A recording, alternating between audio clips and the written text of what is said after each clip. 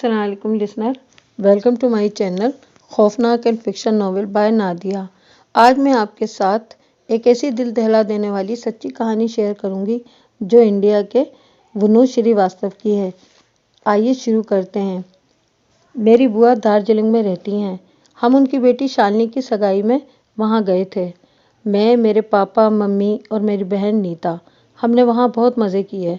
दूसरे दिन हमने बुआ से कहा कि हम करसिंग डाउ हिल जाना चाहते हैं। बुआ ने साफ इनकार कर दिया, जाने से भी और हमें ले जाने से भी। हमने बहुत ज़िद की तो उन्होंने हमें समझाया कि वो इलाका और वहाँ मौजूद स्कूल सब पैरानॉर्मल एक्टिविटीज़ से भरे हुए हैं, वहाँ जाना खतरे से खाली नहीं है। लेकिन हम नहीं माने। फिर अंकल, जो कि आर्मी से रिटायर्ड हो चुके हैं, उन्होंने कहा हम ज़रूर चलेंगे और तुम्हारी बुआ को भी लेकर जाएंगे ताकि इनका डर भी ख़त्म हो सके। बस अंकल की आशीर्वाद मिलते ही हमने तैयारी शुरू कर दी। मैं, मेरा कज़न राजेश और मेरी बहन नीता और बुआ और अंकल। अंकल ने बुआ को भी किसी न किसी तरह राज़ी कर ही लिया था जाने पर। मम्मी पापा ने घर पर ही आराम करने को तरजीह दी। एट द एंड हम सब दार्जिलिंग से 30 मील दूर करसंग डाउ हिल रवाना हो गए। हम 10 बजे के करीब करसिंग पहुंच गए। यह इंतहाई खूबसूरत जगह है। असल में ये एक हिल स्टेशन है जो कि चाय के बागात और सरसब्ज़ दरख्तों और फूलों से भरा है। बल्कि ये कहना चाहिए कि सजा हुआ है। मगर ये जगह दिन की रोशनी में जितनी खूबसूरत लगती थी, उतनी ही रात में डरावनी लगती होगी, क्योंकि चारों तरफ घना जंगल है और इंतहाई खामोशी और सन्नाटे का राज है, जो कि दिल पर बराह रास्त असर करता है और लगता है कि यहाँ कुछ तो है भैया। हम सब खामोश बैठे बाहर देख रहे थे। जिस रोड से हम गुजर रहे थे, ये रोड फॉरेस्ट ऑफिस और डाउ हिल के बीच से गुजरती है। यहाँ से गुजरते हुए इस जगह के बारे में फैली हुई रूमर्स हमारे जहन में घूम रही थीं।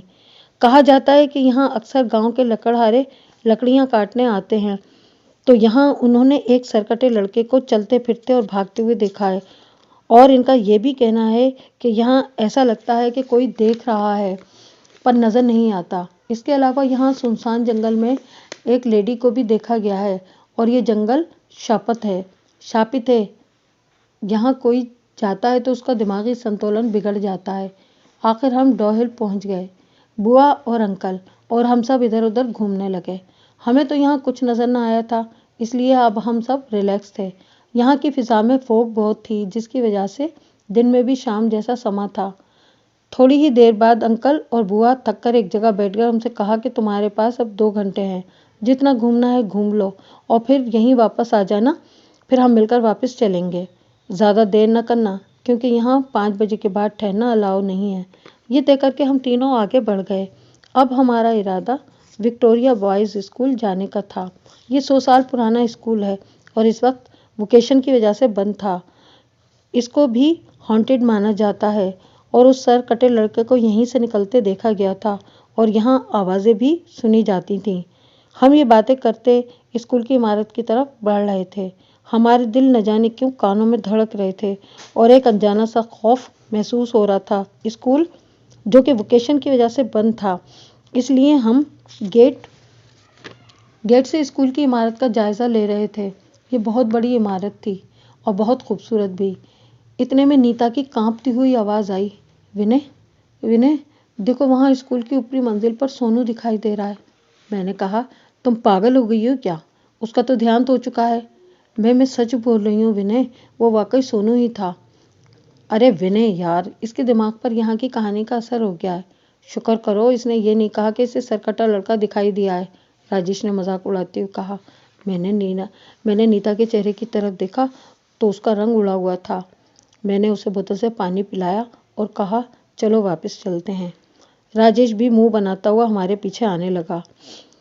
इस दौरान मैं और नीता उससे चंद कदम आगे हो चुके थे कि राजेश एकदम भागता हुआ हमसे आ मिला। मैंने कहा, क्या हुआ राज, आराम से चल। वो घबराहट भरी आवाज़ में बोला, यार यहाँ पर वाकई कुछ तो है। अभी मेरे शोल्डर पर किसी ने हाथ रखा था और सरगोशी में कहा, राजेश। आवाज़ तुम्हारी लग रही थी, पर तुम तो नीता के साथ आगे जा रहे थे। फिर मैंने पलट कर देखा तो वहाँ कोई भी न था। देखा बनी, ये अभी मेरा मजाक उड़ा रहा था ना, अब देखो इसके साथ भी हुआ ना, नीता ने कहा।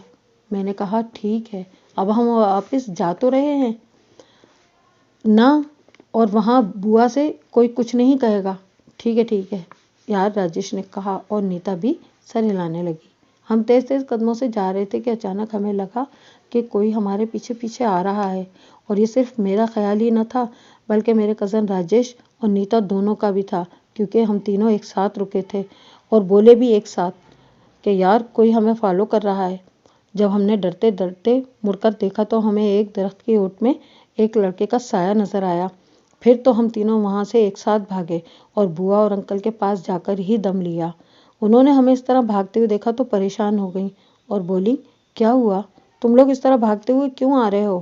ہم نے بمشکل خود کو سنبھالتے ہوئے کہا، کچھ نہیں، تم لوگ جھوٹ بول رہے ہو، شکل دیکھو اپنی۔ پھر انہوں نے انکل کو مخاطب کیا، وکاس اب جلدی چلو، مجھے تو پہلے ہی یہاں آنے سے گھبراہٹ ہو رہی تھی۔ انکل نے ہمیں غور سے دیکھا اور پھر بولے، اچھا چلو، اور پھر ہم سب روانہ ہو گئے۔ انکل گاڑی ڈرائیو کر رہے تھے اور گاڑی میں ایک عجیب سی خاموشی چھائی ہوئی تھی۔ ابھی ہم تھوڑی ہی دور گئے تھے کہ انکل نے کہا، ارے وہاں دیکھو شلپا، وہاں کوئی گاڑی درخت سے ٹکرا کے رکی ہوئی ہے، شاید ہمیں ان کی مدد کرنی چاہیے۔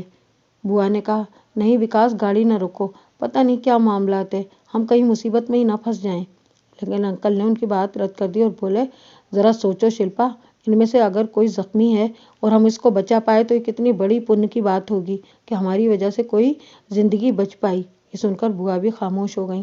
انکل نے گاڑی ان کے نزدیک روکی اور موبائل کی ٹارچ روشن کر کے آگے بڑھے۔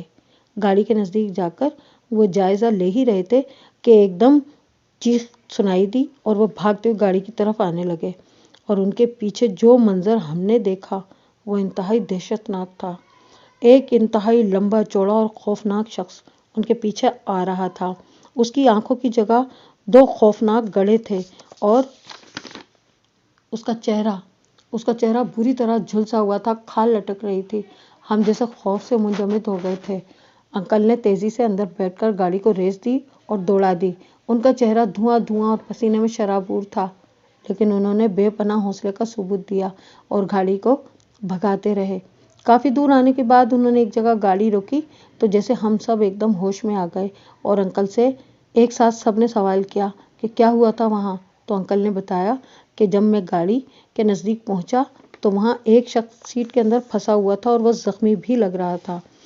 میں نے جب یہ چیک کرنے کے لیے کہ یہ زندہ ہے یا نہیں اس کے چہرے پر ٹارچ کی روشنی ڈالی تو اس نے پٹ سے اپنی آنکھیں کھول دیں۔ اف یار، اس کی آنکھیں تھیں ہی نہیں، خالی گڑھے تھے، پر پھر بھی گھورتے ہوئے لگ رہے تھے۔ یہ دیکھ کر میں پلٹ کر واپس ہونے لگا تو وہ بھی ایک دم اٹھ کھڑا ہوا اور بھاگنے لگا میری طرف۔ وہ تو شکر ہے کہ میں گھبرایا نہیں اور میری فوجی تربیت کام آ گئی اور میرا حوصلہ بلند رہا اور میں خود پر قابو پا کر نہ جانے کس طرح گاڑی تک پہنچ پایا۔ یار آج تو میں بھی شلپا کی بات سے سہمت ہو گیا کہ یہاں پر کوئی نہ کوئی پیرا نارمل ایکٹیویٹیز ہیں۔ بوا نے بھرائی آواز میں کہا کہ آپ تو مانتے ہی نہیں تھے۔ میں پہلے ہی کہتی تھی کہ یہاں اتنے سارے لوگ یہاں کے بارے میں اتنا کچھ بولتے ہیں کہ یہاں کچھ ہے تو کچھ تو ہے نا۔ ایٹ دا اینڈ ہم گھر پہنچے۔ انکل نے ہمیں اور بوا کو پہلے ہی منع کر دیا تھا کہ گھر پر کسی کو کچھ نہیں بتانا، بلا وجہ میں وہ سب پریشان ہوں گے۔ ہم نے ایسا ہی کیا۔ اب اس بات کو کافی ٹائم ہو گیا ہے، پر جب بھی یہ واقعہ یاد آتا ہے تو دل خوف و دہشت سے کانپ جاتا ہے۔